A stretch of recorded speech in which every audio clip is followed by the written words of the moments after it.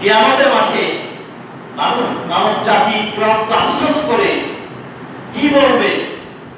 এই শীর্ষক পয়েন্টের দ্বিতীয় পাঠ, যার শিরোনাম হচ্ছে রাসূল সাল্লাল্লাহু আলাইহি ওয়াসাল্লামের পূর্ণাঙ্গ অনুসরণ না করার কারণে মানুষ আফসোস করবে।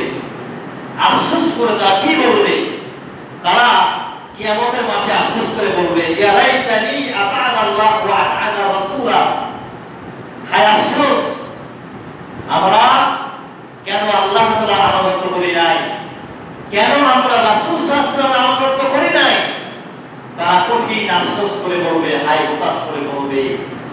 মানুষ যেভাবে গর্দন করে কেউ মারা গেলে আফসোস করে, সে কিয়ামতের মাঠে হায় হতাশ করবে, আফসোস করবে, দুঃখ পরিবেশন করবে, উচ্চ স্বরে কান্নাকাটি করবে।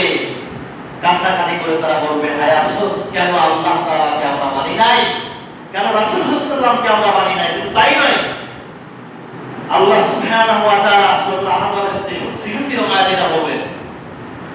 সূরা ফুরকানের 27 নং আয়াতে আল্লাহ তাআলা বলেছেন যে আল্লাহ এবং তার রাসূলকে অনুসরণ না করার কারণে তারা কিয়ামতের মাঠে আফসোস করে কি বলবে? ইয়া লাইতানি, হায় আফসোস, ইত্তা হাসবু মা রাসূল সাবিলা। হায় আফসোস, আমরা কেন রাসূল সাল্লাল্লাহু আলাইহি ওয়াসাল্লামের দেখানো পথ পদ্ধতি অনুসারে নিজেদেরকে পরিচালনা করি না। আফসোস করে সেদিন বলবে, কিন্তু সেদিন আর সময় তার থাকবে না। শুধু তাই নয়, আল্লাহ সুবহানাহু ওয়া তাআলা এই কিয়ামতের কঠিন মুসিবতের সেই দিনে বান্দা আফসোস করে যত আফসোস করুক, তার ক্ষমা পাবার কোনো ইখতিয়ার নেই। ক্ষমা পেতে হবে কোথায়? ক্ষমা চাইতে হবে কোথায়? দুনিয়াবী জীবন পরিচালনার ক্ষেত্রে কার পিছনে আমি চলছি, আমার নেতাকে কাকে অনুসরণের ব্যক্তিত্ব গ্রহণ করেছি, এটা যাচাই বাছাই করে নিয়ে তাকে অনুসরণ করতে হবে।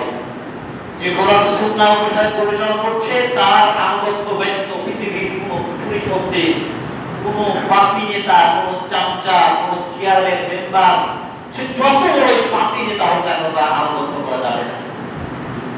হ্যাঁ, দুনিয়াতে একটা টিউবওয়েল বা আশায় আপনার যাবেন, একদম চাউলের আশায় যাবেন, এক বস্তা চাউলের আশায় যাবেন, সেটা আপনার ব্যক্তিগত ব্যাপার। কিন্তু পরকালীন জিন্দেগিতে যে জবাবদিহিতার বাস্তবতা রয়েছে, সেই দিন মুক্তি পাবার আশায় তার নিকটে গিয়ে কোনো লাভ হবে না, কেন সে কিয়ামতের মাঠে সেই বিপদ